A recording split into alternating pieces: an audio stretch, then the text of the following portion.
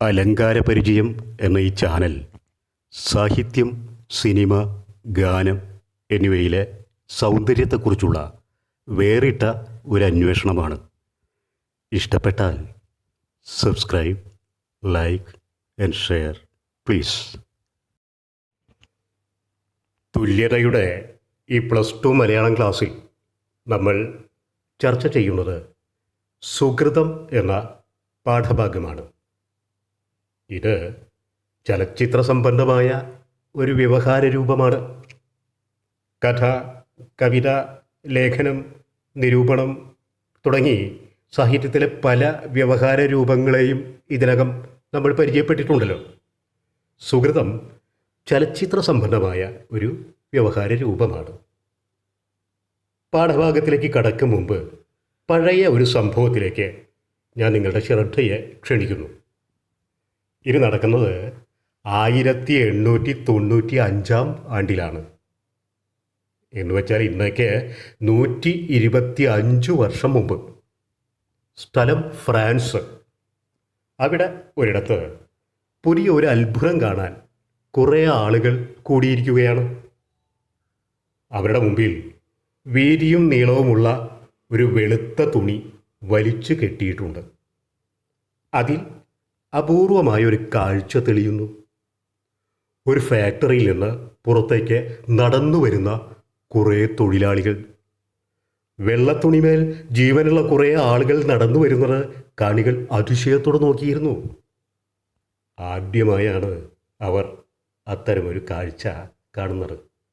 125 വർഷം മുമ്പാണ് എന്ന് ഓർക്കണം. തൊട്ടു പിന്നാലെ മറ്റൊരു ദൃശ്യം. ഒരു തോട്ടക്കാരൻ പൈപ്പ് ഉപയോഗിച്ച് ചെടികൾ നനയ്ക്കുകയാണ്. അപ്പോൾ ഒരു പെൺകുട്ടി വന്ന് പൈപ്പ് ചവിട്ടി പിടിക്കുന്നു. തെല്ല് കഴിഞ്ഞ് അവൾ കാലെടുക്കുമ്പോൾ പൈപ്പിലൂടെ വെള്ളം ചീറ്റി ചിതറി തോട്ടക്കാരൻ അടിമുടി നനയുന്നു. അയാൾ ഒരു വെട്ടിച്ചിരി ചിരിച്ചു. ഇതാണ് ആ ദൃശ്യം. തുടർന്ന് വന്നത് ഒരു റെയിൽവേ സ്റ്റേഷൻ. പെട്ടെന്ന് ഒരു തീവണ്ടി പാഞ്ഞു വരുന്നു. ഇരുന്നിരുന്ന കാളികൾ എഴുന്നേറ്റ് ഓടി. തങ്ങളുടെ നേരെ ഒരു യഥാർത്ഥ ട്രെയിൻ പാഞ്ഞു വരികയാണ് എന്ന് ധരിച്ചാണ് ആ കാണികൾ എഴുന്നേറ്റ് ഓടിയത്. സിനിമ എന്ന മാന്ത്രിക വിദ്യ ലോകത്തിൽ ആദ്യമായി ജനങ്ങൾക്ക് വേണ്ടി നടത്തിയ പ്രദർശനത്തിൻ്റെ നേർസാക്ഷ്യമാണ് ഇവിടെ പറഞ്ഞത്. 125 വർഷം മുമ്പ് ലൂബി ലൂമിയർ, അഗസ്തേ ലൂമിയർ എന്നീ 2 സഹോദരന്മാർ ചേർന്ന് നടത്തിയ അത്ഭുതകരമായ ഒരു പരീക്ഷണമായിരുന്നു ഈ പ്രദർശനം. ലൂമിയർ സഹോദരന്മാർ എന്നാണ് അവർ അറിയപ്പെടുന്നത്. സിനിമാറ്റോഗ്രാഫ് എന്ന് അവർ പ്രദർശിപ്പിച്ച ഈ ദൃശ്യവും അറിയപ്പെട്ടു. അന്നവർ പ്രദർശിപ്പിച്ചത് നിയതമായൊരു കഥയോ ഏതെങ്കിലും തരത്തിലുള്ള തുടർച്ചയോ ഒന്നും ഉണ്ടായിരുന്ന ദൃശ്യങ്ങളല്ല. പരസ്പര ബന്ധമില്ലാത്ത 10ഓളം ദൃശ്യങ്ങളായിരുന്നു അവ. നിശബ്ദ സിനിമയുടെ ലോകത്തിലെ കടിഞ്ഞൂൽ സന്തതിയായി മാറി ലൂമിയർ സഹോദരന്മാരുടെ ഈ പരീക്ഷണം. അങ്ങനെ പിറവികൊണ്ട 20ാം നൂറ്റാണ്ടിൻ്റെ കലാരൂപമായ സിനിമ പിന്നീട് എത്രയോ പരിവർത്തനങ്ങളിലൂടെ കടന്നുപോയി. ഇന്നും പോയിക്കൊണ്ടിരിക്കുന്നു പുതിയ പുതിയ പരീക്ഷണങ്ങളിലൂടെ. വ്യാകരണം പൂർണ്ണമായി ഇനിയും രൂപപ്പെട്ടിട്ടില്ലാത്ത 20ാം നൂറ്റാണ്ടിൻ്റെ കലാരൂപമാണ് സിനിമ. ചലിക്കുന്ന ചിത്രങ്ങളിലൂടെ ആവിഷ്കരിക്കപ്പെടുന്നത് എന്ന അർത്ഥത്തിൽ മലയാളത്തിൽ ചലച്ചിത്രം എന്ന് നാം ഇതിനെ വിളിക്കുന്നു. ഇംഗ്ലീഷിൽ തത്തുല്യമായ പേര് മൂവി എന്നാണ്. സിനിമ ഏതെല്ലാം രൂപത്തിലുണ്ടെന്ന് നമുക്കൊന്ന് ചിന്തിക്കാം. അറിയാവുന്ന ചില രൂപങ്ങൾ പറയൂ. ഇക്കാലത്ത് നമ്മളൊരു സിനിമ കാണാനായി തിയേറ്ററിൽ കയറിയാൽ ആ സിനിമ തുടങ്ങുന്നതിന് മുമ്പ് ആകർഷകങ്ങളായ കുറേ കൊച്ചു സിനിമകൾ സ്ക്രീനിൽ തെളിയുന്നത് കണ്ടിട്ടില്ലേ? എന്തുതരം ചിത്രങ്ങളാണ് അവ? ഓർത്തു നോക്കൂ. പലതരം കമ്പനികളുടെയും ഉൽപ്പന്നങ്ങളുടെയും ഗുണനിലവാരത്തെക്കുറിച്ച് അതിശയോക്തിപരമായി വിളംബരപ്പെടുത്തുന്ന കൊച്ചു കൊച്ചു സിനിമകൾ. എന്താ പേര്? അതെ, പരസ്യ ചിത്രങ്ങൾ. സിനിമയുടെ ഒരു സവിശേഷ വിഭാഗമായി ഇത്തരം ചിത്രങ്ങൾ ഇന്ന് ലോകത്തിൽ നിരവധിയുണ്ട്. ഇന്നത്തെ പോലെ വാർത്താമാധ്യമങ്ങൾ വികസിക്കാതിരുന്ന പഴയ കാലത്ത് തിയേറ്ററുകളിൽ ആദ്യം കാണിക്കുക ഏതുതരം സിനിമയാണെന്ന് അറിയാമോ? പണ്ടത്തെ ആളുകൾക്ക് നല്ല ഓർമ്മയുണ്ടാകും. ന്യൂസ് റീൽ, വാർത്താ ചിത്രം, ഇന്ത്യൻ ഫിലിംസ് ഡിവിഷൻ പ്രസൻസ് എന്ന ശീർഷകത്തോടെയാണ് ന്യൂസ് റീൽ പ്രദർശിപ്പിക്കുക. അന്നത് എല്ലാ തിയേറ്ററുകളിലും പ്രദർശിപ്പിക്കണം എന്ന് കർശനമായ നിയമമുണ്ടായിരുന്നു. ഇന്ത്യയുടെ വിവിധ രംഗങ്ങളിലുണ്ടായ പുരോഗതിയുടെയും വിജയങ്ങളുടെയും വാർത്തകളാണ് ഈ ചിത്രങ്ങളിൽ ഉണ്ടാവുക. എന്ത് ചിത്രം എന്നാണതിന് പറയുക? അതെ, വാർത്താ ചിത്രം. ഇനി വേറെ ഒരു തരം സിനിമയുണ്ട്. ഏതെങ്കിലും വിഷയത്തെയോ സംഭവത്തെയോ അല്ലെങ്കിൽ വ്യക്തികളെയോ സ്ഥാപനങ്ങളെയോ വസ്തുതകളുടെ പിൻബലത്തോടെ രേഖപ്പെടുത്തുന്ന ചിത്രങ്ങൾ. അത്തരം സിനിമയുടെ പേര് പറയാമോ? ആലോചിച്ചു നോക്കൂ. ആ, ശരിയാണ്, ഡോക്യുമെൻ്ററി ഫിലിം, രേഖാചിത്രം എന്ന് പറയാം. ഇതിൽ സത്യസന്ധമായ വസ്തുതകൾക്കാണ് പ്രാധാന്യം, ഭാവനയ്ക്കല്ല. ആവിഷ്കാരത്തിൽ നേർത്ത ഭാവന ചേർക്കാമെങ്കിലും പ്രമേയത്തിൽ സത്യസന്ധമായ വസ്തുതകൾ മുന്നിട്ട് നിൽക്കണം. ഇപ്പോൾ 3 തരം സിനിമകളാണ് നമ്മൾ പരിചയപ്പെട്ടത്. ക്രമമായി ഒന്ന് പറയാം. പരസ്യ സിനിമ, വാർത്താ സിനിമ, ഡോക്യുമെൻ്ററി സിനിമ. ഈ പറഞ്ഞവ കൂടാതെ വേറെ വിഭാഗത്തിൽപ്പെടുന്ന വലിയൊരു ശാഖയുണ്ട് ചലച്ചിത്രത്തിന്. നമുക്ക് പഠിക്കാനുള്ള സുഹൃതം ആ വിഭാഗത്തിൽപ്പെടുന്നു. ഏതു തരം സിനിമയാണെന്ന് പറയാമോ? ഇന്ന് നമ്മുടെ തിയേറ്ററുകളിലൊക്കെ റിലീസ് ചെയ്യുന്നത് അത്തരം സിനിമകളാണ്. ആലോചിച്ച് നോക്കൂ. ആ, പറയൂ. അതെ, കഥാചിത്രം, ഇംഗ്ലീഷിൽ ഫീച്ചർ ഫിലിം എന്ന് പറയും. പേര് സൂചിപ്പിക്കുന്നത് പോലെ ഇതിന് നിയതമായ ഒരു കഥ വേണം. അപ്പോൾ സ്വാഭാവികമായും കഥാപാത്രങ്ങളുണ്ടാവും, അല്ലേ? അവർക്ക് യോജിച്ച നടീനടന്മാർ വേണം. ഉചിതമായ പശ്ചാത്തലമുണ്ടാകണം, കഥ നടക്കുന്ന സ്ഥലം. പിന്നെ മുൻപറഞ്ഞ സിനിമകൾക്കൊക്കെ ആവശ്യമുള്ള ക്യാമറ, എഡിറ്റിംഗ്, മ്യൂസിക്, സംവിധാനം എന്നിവയൊക്കെ കഥാചിത്രങ്ങൾക്കും അനിവാര്യമാണ്. സിനിമയിൽ എല്ലാവരേക്കാളും ഉന്നതമായ സ്ഥാനം ആർക്കാണെന്നറിയാമോ? നടനോ നടിക്കോ നിർമ്മാതാവിനോ ഒന്നുമല്ല. ഉന്നതമായ ആ സ്ഥാനം ആർക്കാണ്?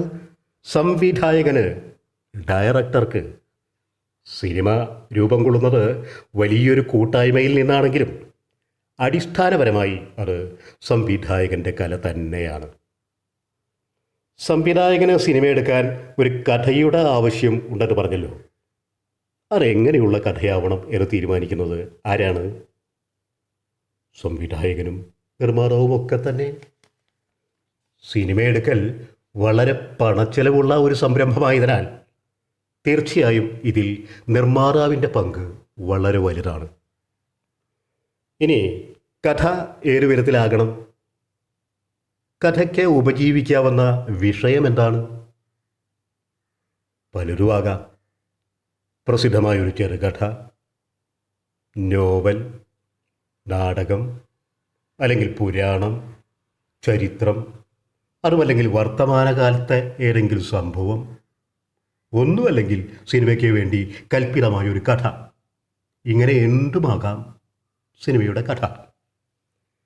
ഇതിവൃത്തത്തെ ചിത്രീകരണം വഴി തിരശ്ശീലയിൽ ആവിഷ്കരിക്കാൻ പാകത്തിന് ഭാവനയുടെ സഹായത്താൽ എഴുതുന്നതാണ് തിരക്കഥ.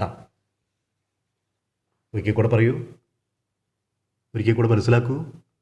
ഇതിവൃത്തത്തെ തിരശ്ശീലയിൽ ആവിഷ്കരിക്കാൻ പാകത്തിന് ഭാവനയുടെ സഹായത്താൽ എഴുതുന്നതാണ് തിരക്കഥ.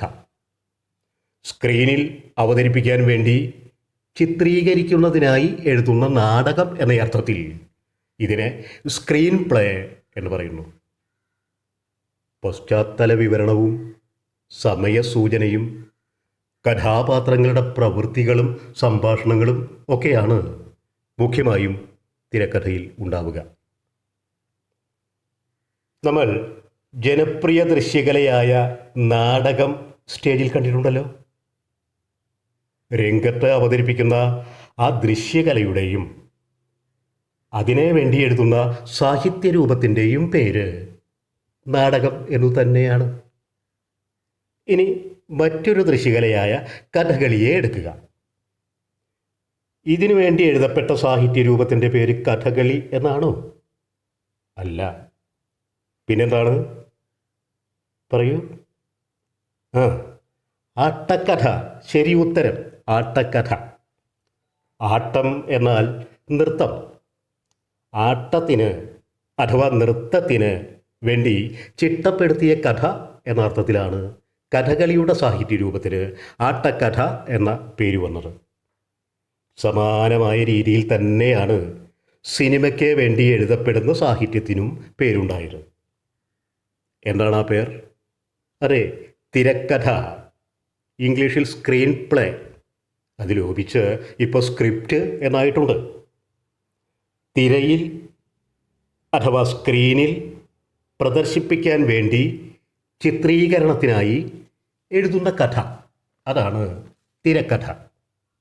സ്ക്രീനിന് വെള്ളിത്തിര എന്നാണ് മലയാളം നൽകിയിട്ടുള്ള വിശേഷപ്പെട്ട പരിഭാഷ. സിനിമയുടെ ആരംഭകാലത്ത് തിരക്കഥയെ ഒരു സാഹിത്യരൂപമായി ആരും കരുതിയിരുന്നില്ല. ഷൂട്ടിങ്ങും സംഭാഷണം രേഖപ്പെടുത്തലും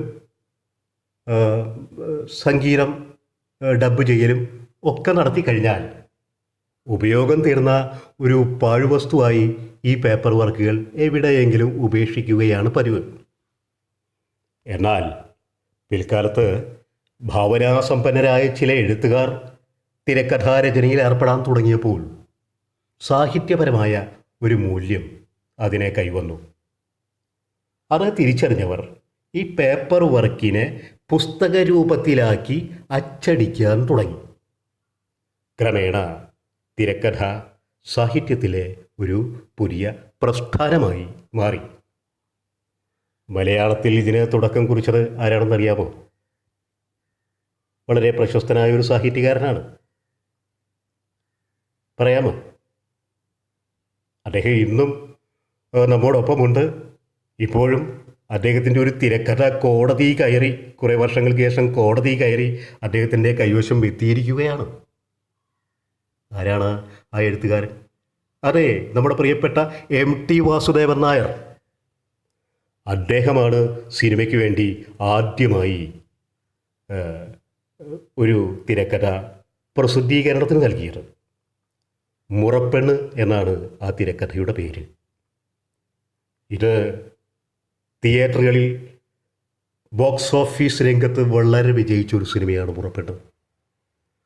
ആ സിനിമയുടെ കഥ പുസ്തക രൂപത്തിൽ ആക്കിയതോടുകൂടി നമ്മുടെ മലയാള സാഹിത്യത്തിൽ തിരക്കഥ എന്ന ഒരു പുതിയ പ്രസ്ഥാനം ജന്മം കൊണ്ടു എന്ന് പറയാം. പിന്നീട് നിരവധി സിനിമകളുടെ കഥകൾ ഈ വിഭാഗത്തിലേക്ക് വന്നു.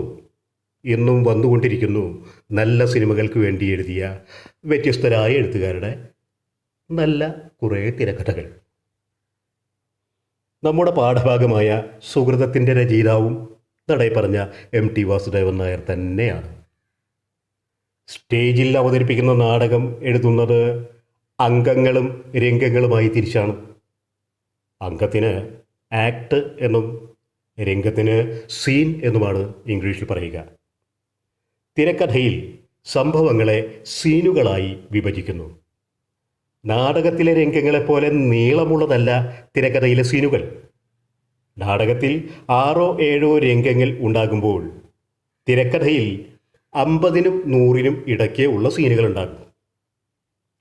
സിനിമയുടെ ദൈർഘ്യത്തിനനുസരിച്ച് സീനുകൾ കുറയുകയോ കൂടുകയോ ചെയ്യാം. പശ്ചാത്തലത്തോടൊപ്പം സമയസൂചന നൽകി കഥാപാത്രങ്ങളെ അടുത്തുനിന്നും അകലിൽ നിന്നും ഇടയ്ക്ക് നിന്നും ഒക്കെ കാണിക്കുന്ന രീതിയിലാണ് സീനുകൾ രചിക്കുന്നത്. അടുത്ത് നിന്നുള്ള ദൃശ്യത്തെ ക്ലോസപ്പ് എന്നും അകലെ നിന്നുള്ള ദൃശ്യത്തെ ലോങ് ഷോട്ട് എന്നും ഇടയ്ക്ക് നിന്നുള്ള ദൃശ്യത്തെ മിഡിൽ ഷോട്ട് എന്നും ആണ് സാങ്കേതികമായി പറയുക. ഓരോ സീൻ കഴിയുമ്പോഴും കട്ട് ടു എന്ന് ചേർത്താണ് സാധാരണയായി അടുത്ത സീൻ തുടങ്ങുന്നത്. നമുക്ക് സുഹൃതത്തിലേക്ക് വരാം. തിരക്കഥയിലെ പല ഭാഗത്തു നിന്നും എടുത്ത് ചേർത്ത 5 സീനുകൾ ഉൾക്കൊള്ളുന്നതാണ് നമ്മുടെ പാഠഭാഗം. 1, 3, 39, 48, 49 എന്നീ സീനുകളാണ് ഇവിടെ ഉൾപ്പെടുത്തിയിട്ടുള്ളത്. പ്രധാന പ്രമേയത്തിൻ്റെ ഒരു തുടർച്ച ലഭിക്കത്തക്ക വിധത്തിലാണ് ഈ വ്യത്യസ്ത സീനുകളെ ഇങ്ങനെ അടുപ്പിച്ച് ചേർത്ത് വച്ചിട്ടുള്ളത്. ഈ ഭാഗത്തെ കഥയെ നമുക്ക് ചെറുതായി ഒന്ന് അവലോകനം ചെയ്യാം. സുഹൃതം എന്ന ചലച്ചിത്രം നിങ്ങളിൽ മിക്കവരും കണ്ടിട്ടുണ്ടാവുമല്ലോ, ഇല്ലേ? ശരി. ആരാണ് ഈ സിനിമയിലെ നായക കഥാപാത്രത്തെ അവതരിപ്പിച്ചിട്ടുള്ള നടൻ? അതെ, മമ്മൂട്ടി. ഈ കഥാപാത്രത്തിൻ്റെ പേരെന്താണ് സിനിമയിൽ? രവിശങ്കർ. ഓക്കെ. അയാൾക്ക് എത്ര പ്രായമുണ്ട്? 35 വയസ്സ്. എന്താണ് അയാളുടെ ജോലി? അതെ, പത്രപ്രവർത്തനം. നല്ലത്, നിങ്ങൾ എല്ലാം ഓർത്തു വയ്ക്കുന്നുണ്ട്. രവിശങ്കറുടെ ഭാര്യയുടെ പേര് പറയൂ. മാലിനി. എന്താണ് അവരുടെ ജോലി? കോളേജ് അധ്യാപിക. ഈ ദമ്പതികൾക്ക് മക്കളുണ്ടോ? ഇല്ല. മാലിനിയായി ഈ സിനിമയിൽ അഭിനയിച്ചിട്ടുള്ള നടി എന്താണ് അവരുടെ പേര്? അതെ, ഗൗതമി. ഇനി ഇവരുടെ ഒരു അടുത്ത സുഹൃത്തുണ്ടല്ലോ, രാജേന്ദ്രൻ, ഒരു ബിസിനസ്സുകാരൻ. ആരാണ് സിനിമയിൽ ആവേശം ചെയ്ത നടൻ? മനോജ് കെ ജയൻ. ഓക്കെ. മോശമില്ലാത്ത സാമ്പത്തിക ശേഷി ഉള്ള നായകൻ്റെ സുഹൃത്താണ് ഈ രാജേന്ദ്രൻ. അയാൾ കോളേജിൽ പഠിക്കുന്ന സമയത്ത് മാലിനിയെ നിശബ്ദമായി സ്നേഹിച്ചിരുന്നു. പക്ഷെ മാലിനിക്ക് ആ കാര്യം അറിയില്ലായിരുന്നു. ശരി, സിനിമയുടെ തുടക്കത്തിൽ എവിടെ വെച്ചാണ് നമ്മൾ രവിശങ്കറിനെ കാണുന്നത്? സിനിമ ആരംഭിക്കുമ്പോൾ എവിടെ വെച്ചാണ്? ആസ്പത്രി മുറിയിൽ. അയാൾ രോഗിയാണ്. എന്തു ചികിത്സയാണ് ഇപ്പോൾ കഴിഞ്ഞത്? കീമോതെറാപ്പി. അതെ, ക്യാൻസർ എന്ന മാരക രോഗത്തിന് അടിപ്പെട്ടിരിക്കുകയാണ് രവിശങ്കർ. രക്തപരിശോധനയിൽ രോഗത്തിന് കുറവൊന്നുമില്ലെന്ന് കണ്ടപ്പോൾ പുതിയ ഒരു ഇഞ്ചക്ഷൻ പരീക്ഷിച്ചു നോക്കാമെന്ന് ഡോക്ടർ പറയുന്നു. വില കൂടിയ ആ മരുന്ന് ബോംബെയിൽ നിന്നോ ലണ്ടനിൽ നിന്നോ വരുത്തണം. ഇതിനോട് രവിശങ്കറിൻ്റെ പ്രതികരണം അനുകൂലമാണോ? അല്ല. എന്താണ് അതിന് രവിശങ്കർ പറയുന്ന കാരണങ്ങൾ? ഈ ഇഞ്ചക്ഷൻ കൊണ്ട് പ്രയോജനം ഉണ്ടാകുമെന്ന് രവിശങ്കറിന് വിശ്വാസമില്ല. ആശുപത്രിയിൽ കണ്ട അനുഭവങ്ങൾ അയാൾക്ക് നൽകിയ പാഠം അതാണ്. പിന്നെ ഇപ്പോൾ തൻ്റെ ശരീരത്തിന് പുതിയ പരീക്ഷണങ്ങൾ താങ്ങുവാനുള്ള ശേഷിയില്ല. അത് അയാൾ തിരിച്ചറിയുന്നു. തൻ്റെയുമല്ല, തൻ്റെ നാളുകൾ എണ്ണപ്പെട്ടതായി രവിശങ്കർ മനസ്സിലാക്കുന്നു. അതുകൊണ്ട് ഇനിയും സാമ്പത്തിക ബാധ്യത വർദ്ധിപ്പിക്കാൻ അയാൾ ഒരുക്കമല്ല. ഈ സമയത്തൊക്കെ ഇയാൾക്ക് വേണ്ടുന്ന പണം നൽകി സഹായിക്കുന്നത് സുഹൃത്തും ബിസിനസ്മാനും ആയ രാജേന്ദ്രനാണ് എന്നോർക്കണം. ഇവിടെ പണം ഒരു പ്രശ്നമല്ലെന്ന് പറഞ്ഞ് മാലിനിയും സുഹൃത്ത് രാജേന്ദ്രനും രവിശങ്കറിനെ ഇഞ്ചക്ഷന് വേണ്ടി നിർബന്ധിക്കുന്നുണ്ട്. എന്നാൽ രവിശങ്കർ ആ തീരുമാനത്തിൽ വഴങ്ങുന്നുണ്ടോ? ഇല്ല. അയാൾ തൻ്റെ തീരുമാനത്തിൽ ഉറച്ചു തന്നെ നിൽക്കുകയാണ്. അടുത്ത സീനിൽ പരിശോധന കഴിഞ്ഞ ഡോക്ടറോട് തനിക്ക് ഒറ്റയ്ക്ക് ചിലത് സംസാരിക്കാനുണ്ടെന്ന് രവിശങ്കർ പറയുന്നു. മാലിനിയും രാജേന്ദ്രനും പുറത്ത് പോയതിനു ശേഷം നടക്കുന്ന രോഗിയുടെയും ഡോക്ടറുടെയും സംഭാഷണം ശ്രദ്ധിച്ച് നോക്കിയാൽ ചില കാര്യങ്ങൾ നമുക്കറിയാം. ഇനി എത്ര നാൾ തനിക്ക് ബാക്കിയുണ്ട് എന്ന ചോദ്യത്തിന് ഡോക്ടർക്ക് വ്യക്തമായ ഉത്തരമില്ല. അത് മാസങ്ങളാകാം, ചിലപ്പോൾ 1 കൊല്ലമാകാം. ഒന്നിനും വ്യക്തമായി ഉത്തരം പറയാനാവില്ല എന്ന് ഡോക്ടർ മറുപടി പറയുന്നു. ശേഷിക്കുന്ന ദിവസങ്ങൾ ആശുപത്രിയിൽ നിന്ന് വിടുതൽ വാങ്ങി നാട്ടിൻ പുറത്തുള്ള തൻ്റെ സ്വന്തം വീട്ടിൽ കഴിയാനാണ് ഇപ്പോൾ രവിശങ്കർ ആഗ്രഹിക്കുന്നത്. അയാൾ ഡോക്ടറോടത് തീർത്തു പറഞ്ഞു. നാട്ടിന് പുറത്ത് ചികിത്സാ സൗകര്യങ്ങളൊന്നും ഇല്ലാത്തതിനാൽ ഇങ്ങനെയുള്ളൊരു തീരുമാനത്തിൽ മാലിനിക്കും രാജേന്ദ്രനും എതിർപ്പുണ്ട്. പക്ഷേ രവിശങ്കർ ആ എതിർപ്പ് വകവയ്ക്കുന്നില്ല. അയാളുടെ സ്വന്തം തീരുമാനത്തിൽ ഉറച്ചു നിൽക്കുന്നു. തുടർന്ന് നമ്മൾ രവിയെ കാണുന്നത് നാട്ടിന് പുറത്തുള്ള അയാളുടെ വസതിയിൽ വെച്ചാണ്, അല്ലേ? ആരാണ് അയാളുടെ ബന്ധുക്കളായി അവിടെയുള്ളത്? അതെ, ഇളയച്ഛനും കുടുംബവും. അവരോടൊപ്പം അവിടെ കഴിയുന്നതിനിടയിൽ പത്രത്തിലെ തൻ്റെ മറ്റൊരു സഹപ്രവർത്തകൻ വഴി പഴയ സുഹൃത്തായ ഡോക്ടർ ഉണ്ണി രവിശങ്കറിനെ സന്ദർശിക്കാനെത്തുന്നു. ആ സന്ദർശനത്തോടെ കഥ മറ്റൊരു വിധാനത്തിലേക്ക് ഷിഫ്റ്റ് ചെയ്യപ്പെടുകയാണ്. യോഗ, ധ്യാനം തുടങ്ങിയവ ഉൾപ്പെടുന്ന ഇന്നർ മെഡിസിനും കീമോതെറാപ്പി ഉൾപ്പെടുന്ന ഔട്ടർ മെഡിസിനും ഇടകലർത്തി രോഗിയുടെ ഇച്ഛാശക്തിയും മനോബലവും വർദ്ധിപ്പിച്ച് സ്വയം പ്രതിരോധത്തിലൂടെ രോഗത്തെ കീഴ്പ്പെടുത്തുന്ന ചികിത്സാരീതിക്ക് ഡോക്ടർ ഉണ്ണി വളരെ സ്നേഹപൂർവ്വം നിർബന്ധത്തോടെ രവിശങ്കറിനെ വിധേയനാക്കുന്നു. ഡോക്ടർ ഉണ്ണിയുടെ ബാംഗ്ലൂരിലുള്ള ഹോളിസ്റ്റിക് സെൻ്ററിൽ നടന്ന ഈ സവിശേഷ ചികിത്സയിലൂടെ ബ്ലഡ് കൗണ്ട് മിക്കവാറും നോർമലായി രവിശങ്കറിന് ഒരു പുനർജന്മം ലഭിക്കുകയാണ് ഈ തിരക്കഥയുടെ ഭാഗങ്ങളിൽ, അല്ലേ? ഇവിടെ പ്രതിസന്ധികളിൽ തളരാതെ മുന്നോട്ട് നയിക്കേണ്ടത് ഔഷധത്തേക്കാൾ ഉപരിയായി രോഗിയുടെ മനക്കരുത്തും ഇച്ഛാശക്തിയുമാണെന്ന് രവിയുടെ ജീവിതം ഒരു ഗുണപാഠം നൽകുന്നതായി നമുക്കറിയാം. ഈ പാഠഭാഗത്തിൽ തിരിച്ചറിയേണ്ടത് കഥയുടെ ഇനി ഉള്ള സംഗതികളോ അല്ലെങ്കിൽ കഴിഞ്ഞ കാര്യങ്ങളോ എന്നതിനേക്കാൾ അപ്പുറം നാം ശ്രദ്ധിക്കേണ്ടത് തിരക്കഥയുടെ പ്രധാന സവിശേഷതകളിലാണ്. തുടക്കത്തിൽ വിശദമാക്കിയതുപോലെ ചിത്രീകരിക്കാനുള്ള കഥയാണ് തിരക്കഥ. നാടകം പോലെ തന്നെ പ്രേക്ഷകരെ മുന്നിൽ കണ്ടുകൊണ്ടാണ് തിരക്കഥയും രചിക്കേണ്ടത്. എന്നാൽ സാധാരണ നാടകങ്ങളുടെ രംഗപരിമിതി തിരക്കഥാ രചയിതാവിനില്ല. പ്രശസ്തനായ നാടകാചാര്യൻ NN പിള്ള ഈശ്വരൻ അറസ്റ്റിൽ എന്ന തൻ്റെ നാടകത്തിൻ്റെ രംഗം വിഭാവനം ചെയ്തിട്ടുള്ളത് വളരെ പുതുമയുള്ള രീതിയിലാണ്. സ്ഥലകാലങ്ങളില്ലാത്ത അപാരത എന്നാണ് ആ രംഗത്തെ അദ്ദേഹം പരിചയപ്പെടുത്തുന്നത്. അത് ഐൻസ്റ്റൈൻ്റെ തിയറി ഓഫ് റിലേറ്റിവിറ്റിയൊക്കെ ആയിട്ട് ബന്ധപ്പെട്ടൊരു നാടകമാണ്. സ്റ്റേജിൻ്റെ ഇടതുഭാഗവും വലതുഭാഗവും രണ്ട് സ്ഥലങ്ങളിലേക്കുള്ള വഴി എന്ന മട്ടിലാണത് ആവിഷ്കരിക്കപ്പെടുന്നത്. ഒന്ന് നരകത്തിലേക്കും ഒന്ന് സ്വർഗത്തിലേക്കും. ഇതിനെയാണ് സ്ഥലകാലങ്ങളില്ലാത്ത അപാരതയായി NN പിള്ള സങ്കല്പിക്കുന്നത്. ഒരു തിരക്കഥാകൃത്തിന് വേണമെങ്കിൽ ഇതിനേക്കാൾ കവിഞ്ഞ സ്വാതന്ത്ര്യം ഉപയോഗപ്പെടുത്തി തൻ്റേതായിട്ടുള്ള കഥ നടക്കുന്ന സ്ഥലം ഏതും ആകാവുന്നതാണ്. ഈ ലോകത്ത് എവിടെയും പശ്ചാത്തലമായി സ്വീകരിക്കാവുന്നതാണ്. അതൊക്കെ ഉൾപ്പെടുത്തത്തക്ക വിധത്തിൽ ഇന്ന് സിനിമ വളർന്നു കഴിഞ്ഞിരിക്കുന്നു. കഥാപാത്രങ്ങളെ അടുത്തും അകലിൽ നിന്നുമെല്ലാം വീക്ഷിക്കണം തിരക്കഥയിൽ. കഥ നടക്കുന്ന സ്ഥലത്തിൻ്റെ സന്ദർഭത്തിന് അനുസരിച്ചുള്ള വിശദാംശങ്ങൾ തിരക്കഥയിൽ രേഖപ്പെടുത്തണം. പാത്രങ്ങളുടെ വൈകാരിക ഭാവങ്ങൾ പ്രകടമാക്കാൻ കഴിയുന്ന രചനാരീതിയാണ് അവലംബിക്കേണ്ടത്. കഥയെ വിവിധ സീനുകളായി തിരിച്ച് രചന നടത്തണം എന്ന് നമ്മൾ മുമ്പ് നിർദ്ദേശിച്ചിട്ടുണ്ട്.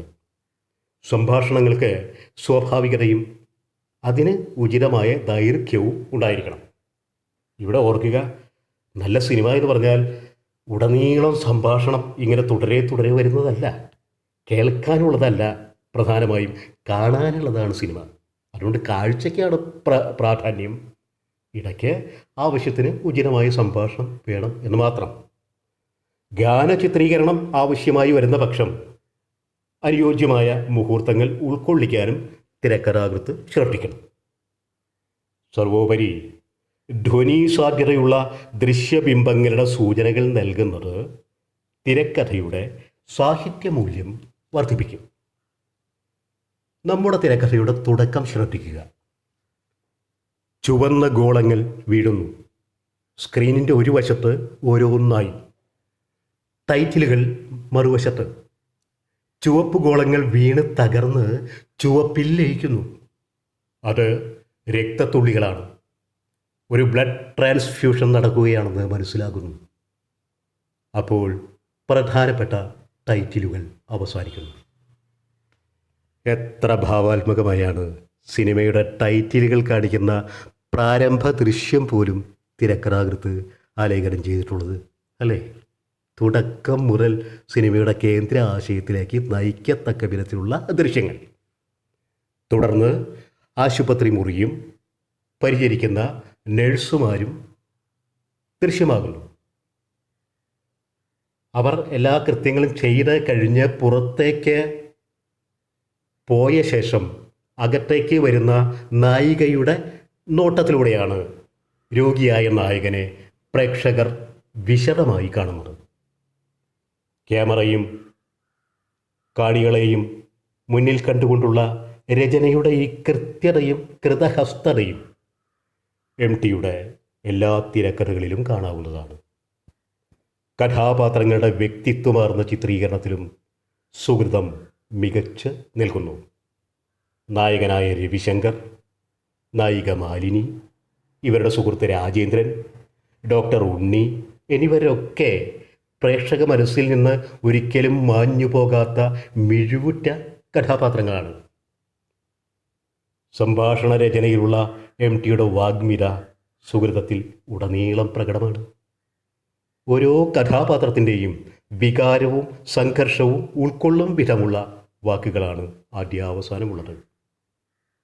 തിരക്കഥാരചനയിൽ ഏർപ്പെടാൻ ആഗ്രഹിക്കുന്ന ഏതൊരു വിദ്യാർത്ഥിക്കും പാഠപുസ്തകം പോലെ പ്രയോജനപ്പെടുന്നതാണ് MTയുടെ തിരക്കഥകൾ. അടൂർ ഗോപാലകൃഷ്ണൻ്റെ എലിപ്പത്തായം, ഷാജി N കരുണിൻ്റെ പിറവി, P പത്മരാജൻ്റെ പെരുവഴി അമ്പലം ആദിയായ തിരക്കഥകളും പഠനാർഹങ്ങൾ തന്നെയാണ്. വേറെയും നിരവധി നല്ല തിരക്കഥകൾ മലയാളത്തിലുണ്ട്. തിരക്കഥകളെക്കുറിച്ച് കൂടുതൽ അറിയാൻ PM ബിനുകുമാർ എഡിറ്റ് ചെയ്ത തിരക്കഥയുടെ രീതിശാസ്ത്രം എന്ന പുസ്തകം ഉപകരിക്കും. അതുപോലെ തന്നെ RVM ദിവാകരൻ രചിച്ച കഥയും തിരക്കഥയും എന്ന ഗ്രന്ഥവും പഠിതാക്കൾക്ക് പുതിയ ദിശാബോധം നൽകുന്ന മികച്ച പുസ്തകങ്ങളാണ്.